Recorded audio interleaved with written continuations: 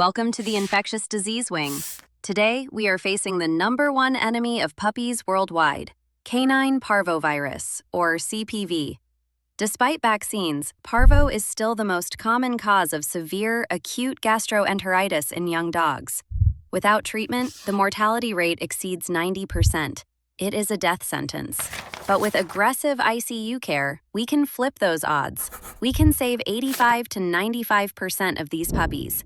But it is a war of attrition.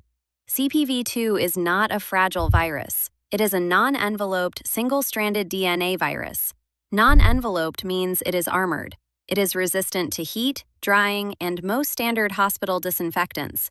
It can survive in the soil for months to years.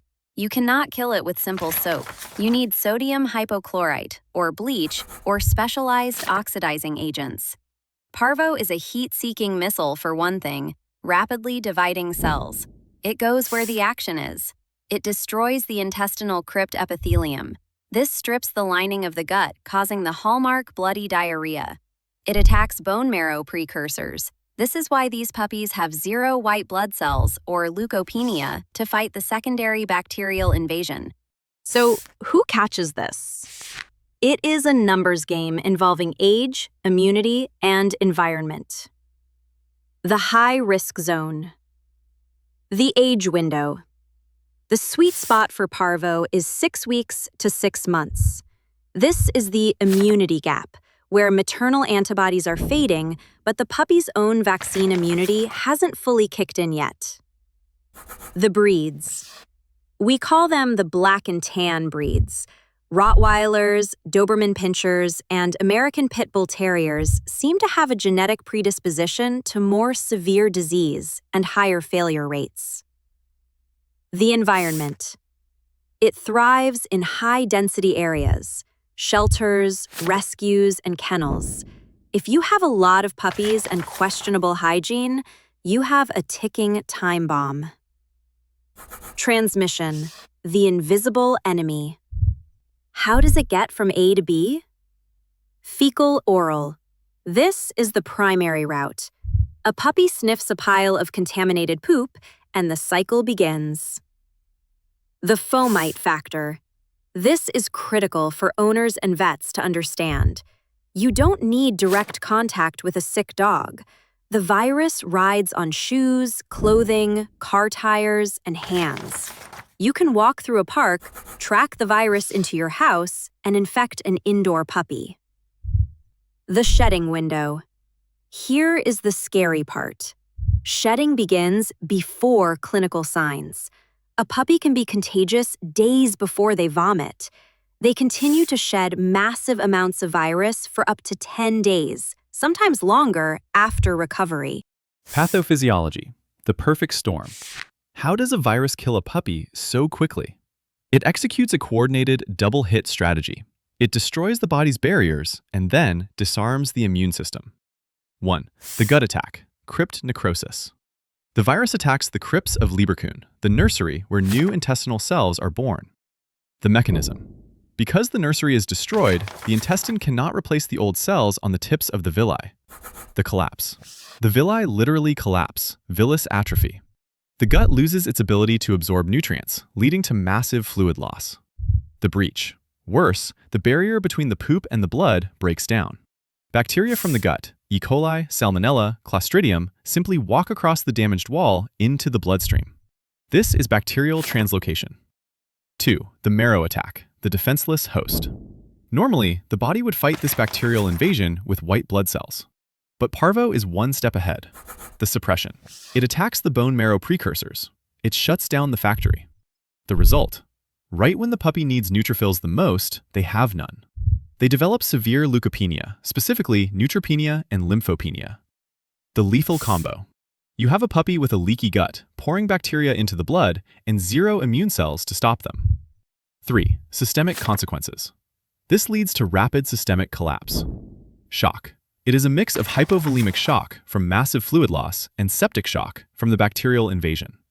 Hypoglycemia. Especially in toy breeds or young puppies, their glucose stores vanish. Without sugar, they crash. DIC. In the end stages, the widespread inflammation triggers disseminated intravascular coagulation, DIC. They clot and bleed simultaneously. Parvo moves fast. A puppy can be playing in the morning and critical by nightfall. The clinical picture evolves rapidly, and veteran vet staff can often diagnose it before they even run the test, just by the smell. The early warning. It usually starts with vague signs. The off puppy. The owner will say, "He didn't eat breakfast and just wants to sleep." Lethargy and anorexia. This is universal. A puppy that won't eat is a medical emergency until proven otherwise. Temperature. You might see a fever, the viral phase, initially, but as they crash, they often become hypothermic, cold. Then the gut fails. Vomiting. It is profuse and intractable. They can't keep water down. The diarrhea. This is the hallmark. It is hemorrhagic, bloody, and severe. The smell. There is a distinct metallic, rotting odor to parvo diarrhea, caused by the sloughing of the intestinal lining and blood. Once you smell it, you never forget it. Abdominal pain. Their bellies are often tucked up and painful to the touch. The crash, ICU presentation. By the time they rush to the ER, we often see signs of shock. The perfusion. Lift the lip. The gums are tacky or dry. Press on them. The capillary refill time, or CRT, is prolonged, greater than 2 seconds. The pulse. Feel the femoral pulse. It will be weak and thready. The mental status. The puppy is collapsed, unresponsive, or dull. The heart. Listen for arrhythmias. Electrolyte imbalances, like low potassium, can cause the heart to stutter. Diagnosis. Confirming the killer. You suspect it, but you need to prove it. We rely on a tiered approach: the bedside test to confirm the virus, and the blood work to grade the severity.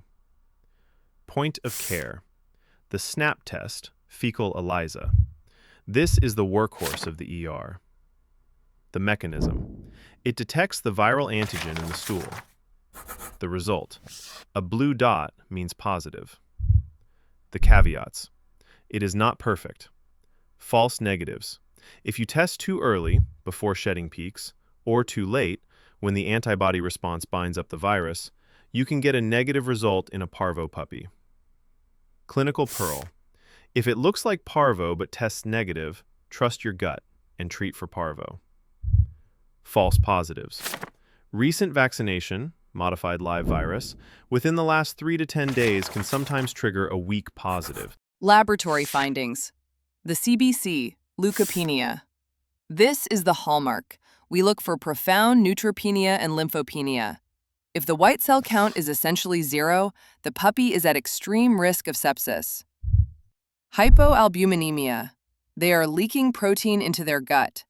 Low albumin means they can't hold fluid in their vessels, leading to edema and hypotension. Hypoglycemia. In tiny puppies, always check glucose immediately.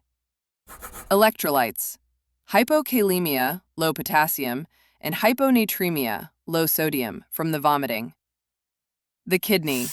You will often see azotemia, high kidney values, but this is usually pre-renal due to severe dehydration.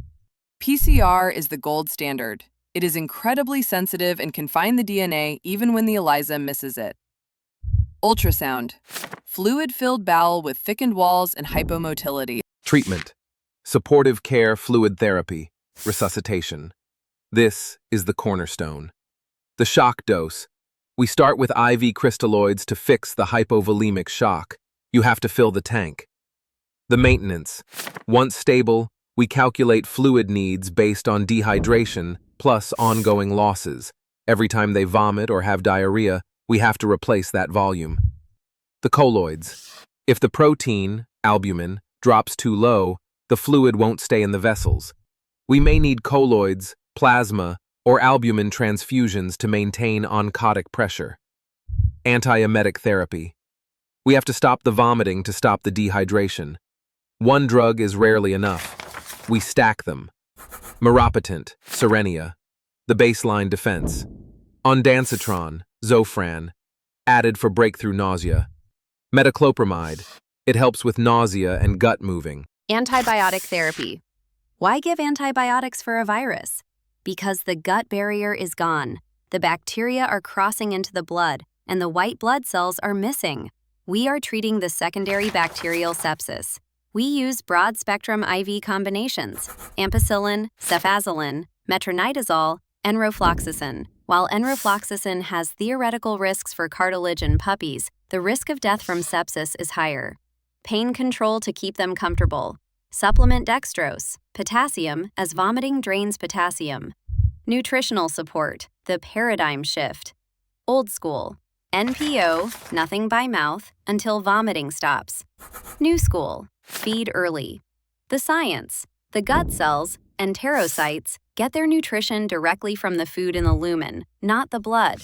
If you starve the gut, it heals slowly.